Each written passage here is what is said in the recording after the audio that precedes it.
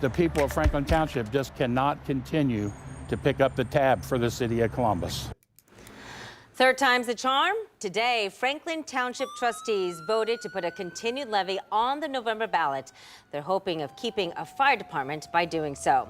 Thanks so much for joining us tonight at 5. I'm Angela Ann, in for Yolanda. And I'm Stacia Nucken. In today's meeting, trustees said they need to consider if the fire department should help Columbus residents.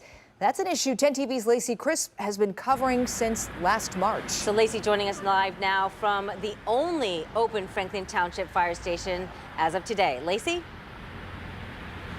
Well, after failed levies in May and November, Franklin Township was forced to close one of their 2 fire stations. They also had to lay off several firefighters. Now, trustees say they need to pass a levy in November or they don't know what the future of this fire department looks like.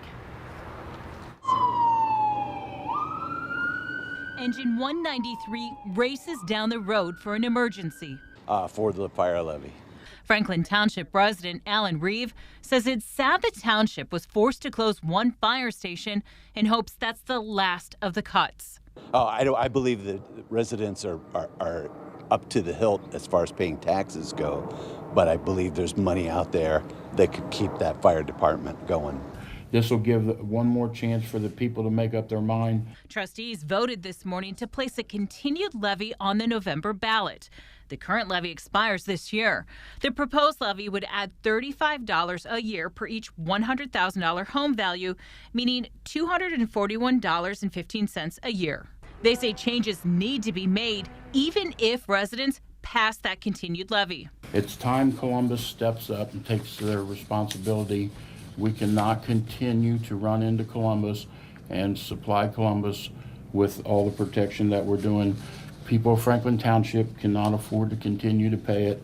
Franklin Township Fire averages about 12,000 calls for service a year.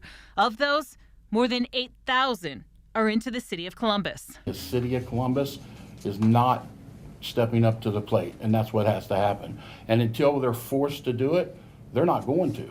Trustees say in the meeting on Thursday, they'll talk about not responding to automatic response calls into Columbus, easing the workload for township firefighters to focus on township calls.